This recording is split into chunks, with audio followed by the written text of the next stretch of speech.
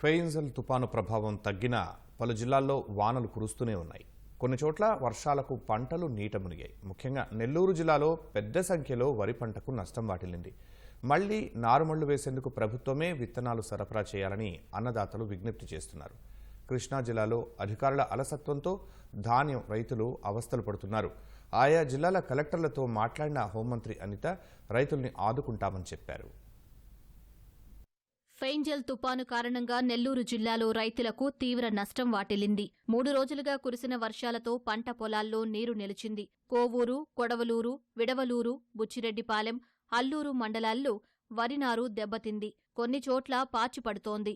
Alluri delta ప్రాంతంలోని 400 ఎకరాల్లో నాట్లు దెబ్బతిన్నాయి. కోవూరు నియోజకవర్గంలోని 1.1 లక్షల ఎకరాల్లో వరి వేయగా 60% పొలాల్లో నీరు నిలబడి ఉంది. నీటిని బయటకు పంపించే మార్గం లేక ఇబ్బందులు పడుతున్నారు. మళ్లీ విత్తనాలు పోసుకుని నార్లు వేయాలంటే తమ వల్ల కాదని ప్రభుత్వమే ఆదుకోవాలని రైతులు కోరుతున్నారు. నేను 15 ఎకరాలు మొత్తం పొలం చేస్తున్నాను. ఆ వర్షం వల్ల పాసిపోయింది. ఇప్పుడు నీళ్ళే తీయలేదు, ఎల్లబారిపోయింది. నారు పోయింది, నా కైలు నాశనం అయిపోయింది, కొన్ని ఆరు కుళ్ళిపోయింది. ఖర్చు అంత అయింది, అంత మొత్తం 30,000 40,000 అవుతుంది. మాది అల్లూరు మండలం. ఈ వర్షాల వల్ల 4 రోజుల నుంచి వరి నాళ్ళు కైలు దెబ్బతిన్నాయి. అవి నారు నీళ్లు స్టాక్ ఉండి కైల్లో అవి వరి నారు పాసిపట్టిపోయింది. ఎకరాకి ఒక 20,000 పెట్టుబడి పెడుతున్నాము. విత్తనం కొనాలన్నా 1200-1300 పడుతుంది. దుక్కి విత్తనం మొత్తం కలిసి ఏం లేకుండా పోయినాయి. తిరిగి మళ్ళీ వేసుకోవాలంటే నెల పాటు నారును దాక్కుని వేసుకోవాలంటే ఒక నెల టైం కూడా పోయినట్లు లెక్క. ప్రభుత్వం మాకు విత్తనాలు కానీ ఏదైనా సబ్సిడీ కూడినటువంటి లోన్లు కానీ రైతుకి ఇప్పించవలసిందిగా కోరుతున్నాము. ఇప్పుడు నెల అయింది పోసుకొని మళ్ళీ నెలకు విత్తనాలకు కూడా డబ్బులు లేవు. ఏం చేయాలి మేము? అన్ని అయిపోయినాయి. యాడ్ తెచ్చుకోవాలి విత్తనాలకి అర్థం కాల. ప్రభుత్వం ఏదన్నా మా గురించి ఆలోచిస్తే పోసుకుంటాం మళ్ళీ అన్న. ఈ వర్షాలకి 3 సార్లు పడితే 3 సార్లు పోయింది.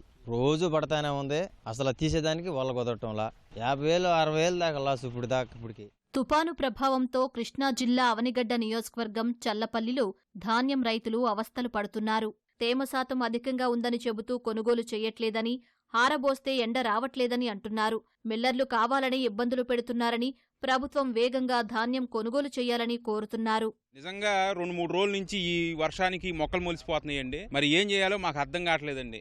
ఈ ఏట 5 సంవత్సరాలు 6 సంవత్సరాల నుంచి పడుతున్న బాధేనండి. ఇది కొత్తగా పడే బాధ కాదు. ప్రకృతి మా యందు కనికరించట్లా. కనీసం ఈ గవర్నమెంట్ అయినా మా యందు దయ ఉంచి అధికారుల్ని వెంటనే అప్రమత్తం చేసి కొనుగోలు చేయాల్సిందిగా. ధాన్యం సంచులు చూస్తే సంచులు లేవు అంటున్నారండి. ఆ సంచులు ఉన్న సంచులు కూడా బెజ్జాల సంచులు.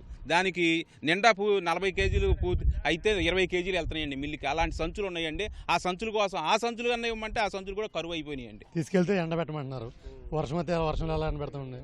ఈ వర్షం ఎండబెడితే నెలలు తడిచిపోయింది. రైతు సేవా కేంద్రాల్లోనే ఒక రకంగా వస్తుంది. మిల్లర్ దగ్గరికి వెళ్ళిన తర్వాత అక్కడ తేమ శాతం ఎక్కువగా ఉంటుంది. కానీ ఫైనల్గా మాత్రం మిల్లర్దే ఫిక్స్ చేసి ఇస్తున్నాడు. ఈ రైతు సేవా కేంద్రం వాళ్ళు అసలు ఏమీ పట్టించుకోవట్లేదు. అది కాకుండా 76 కేజీలు కడుతున్నాడు. ఇప్పుడు 45 కేజీలకి వేసుకునేటప్పుడు 46 కేజీల 300 వేస్తున్నాడు సంచి కింద. అక్కడికి వచ్చినప్పుడు కింటాలు కాకుండా 76 కేజీలు వేసి బిల్ చేస్తున్నారండి. ఇప్పుడు ఏంటంటే గవర్నమెంట్ లెక్క ప్రకారం కింటా రేటు కట్టాలండి, కానీ కట్టట్లేదు. ఇక్కడ ఒక కేజీ 300, అక్కడికి వచ్చి మళ్ళీ ఒక కేజీన్నర. మొత్తం రైతు కింటాకు వచ్చేసి 4 కేజీల దాకా లాసిపోతున్నాడండి. బస్తాకి 4 కిలోలు కటింగ్ చేస్తానని చెప్పి 12, 62, 13, 18 ఈ 2 వెరైటీలకి బాగా పేచి పెట్టి అయినకాడికి దోచేసుకునే పరిస్థితుల్లో ఉన్నారండి. మిల్లర్ని కొంచెం ప్రజలు తీసుకొచ్చి ఈ 2 వెరైటీలని తక్షణమే కొనుగోలు చేసే విధంగా తగు చర్య తీసుకోవాల్సిందిగా కోరుచున్నామండి. ధాన్యం తీసుకెళ్లి ఆ మిల్లర్ చెప్పిన రేటు నీళ్ళు కొట్టి 1,740 రూపాయలని చెబుతున్నారు. యాక్చువల్గా రైతుకు వచ్చేది 1,400, 1,300, 1,500 రూపాయలు మాత్రమే వస్తుంది. అన్నమయ్య జిల్లా రైల్వే కోడూరు నియోజకవర్గంలోని పెనగలూరు, చిట్వేలి, కోడూరు మండలాల్లో 3 రోజులుగా కురుస్తున్న వర్షాలకు వాగులు, వంకలు పొంగి పొర్లుతున్నాయి. రైల్వే కోడూరులోని గుంజనయేరు, ఓబులవారిపల్లె మండలంలో ఎర్రకాలువ ఉధృతంగా ప్రవహిస్తున్నాయి. గ్రామాలను కలిపే చిన్న రహదారులు కొట్టుకుపోవడంతో రాకపోకలకు అంతరాయం ఏర్పడింది. పంటలు నీట మునగడంతో రైతులు ఆందోళన చెందుతున్నారు. శ్రీకాళహస్తి, పాపనాయుడుపేట, గుడిమల్లం ప్రధాన రహదారుల్లోని స్వర్ణముఖి నది కాజ్వేపై వరద నీరు ప్రవహిస్తోంది.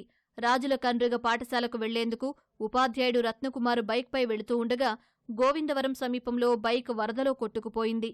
స్థానికులు గుర్తించి ఉపాధ్యాయుడిని కాపాడారు.